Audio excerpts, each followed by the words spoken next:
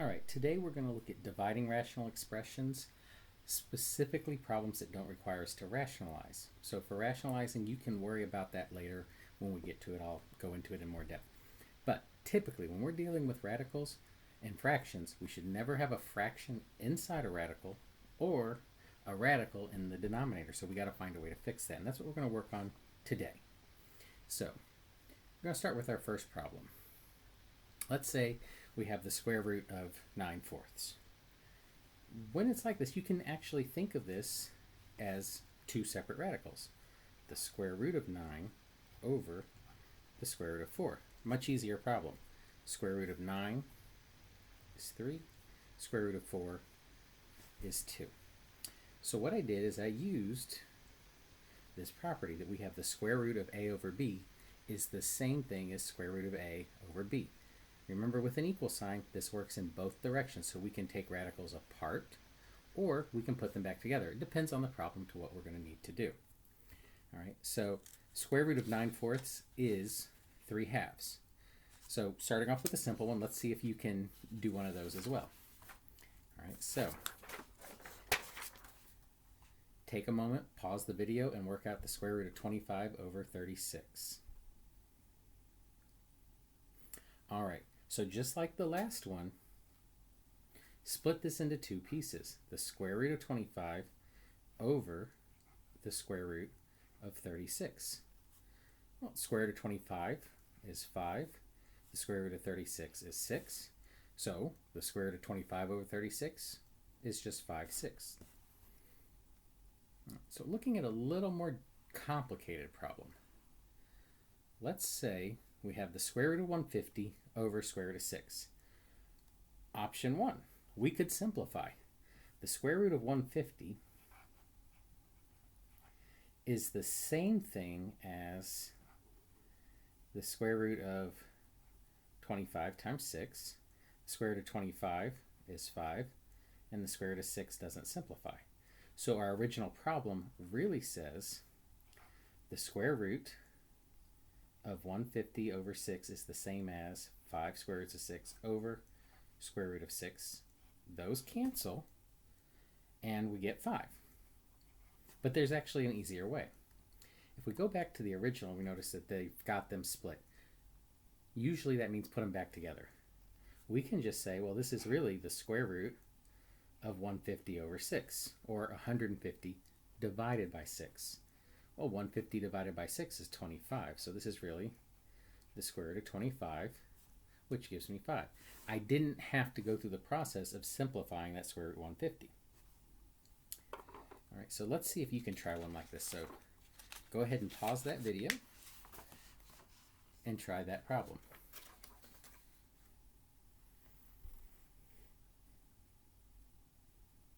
All right, so the first thing I'm going to do is recombine these. 128 over 2 inside the radical. Okay, so 128 divided by 2 is 64. Square root of 64 is 8. All right. Now, most of the time, when they give you a radical with a fraction inside, you want to split it apart. If it's split apart, you want to put it back together. Most of the time, but not all the time. If we look at this one and try to do that same thing, we might run into a problem. So take a minute and pause and try to finish this problem. All right, so I'm going to assume some of you got stuck if you tried to split this. So if you tried to split it, you did the square root of 10 over the square root of 18. Now, you may certainly attempt to simplify both of these. And what happens is you wind up with the square root of 10 over 3 square roots of 2. But you can't stop there. You have to go a little bit further and realize that these two can actually be simplified so that we wind up with the square root of 5 over 3. But for the level of math we're doing, that might be a little complicated. So what we want to do is look at the original and say, does this fraction inside simplify? Oh, it does. I can actually divide them both by 2. And as long as you're doing the same thing to the numerator and denominator, it's perfectly valid. So this really says the square root of 5 over 9. Now I'm going to split it.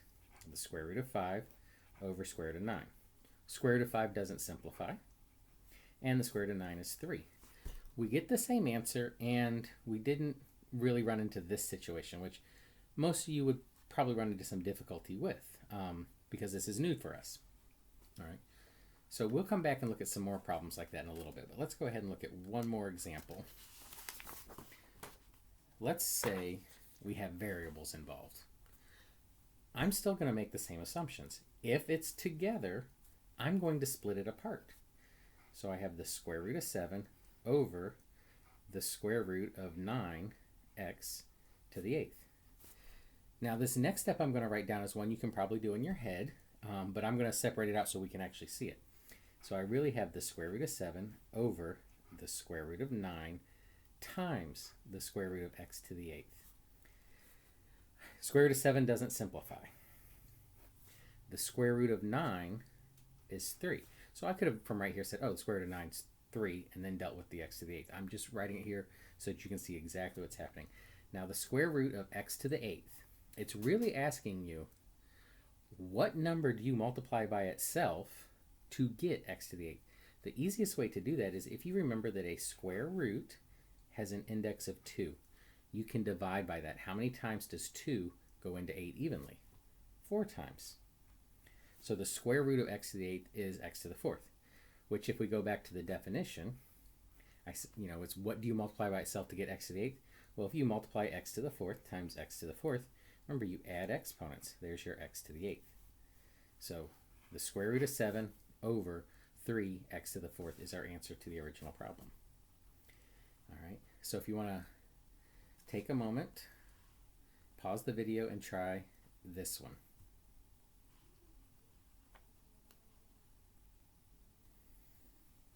All right, so just like before, I'm going to split the problem up. And maybe this time I'll go ahead and write this denominator already split as well. So I can just work with each piece individually. Square root of 9 is 3.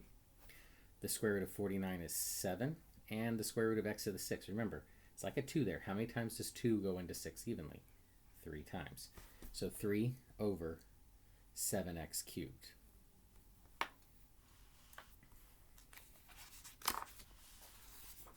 All right, so in general, your takeaways today. If the problem has a fraction inside a square root, you want to split it into 2 square roots. If the problem is a fraction with a square root in the top and bottom, in other words, 2 separate square roots, put them together. 95% of the time, this will make the problem easier for you.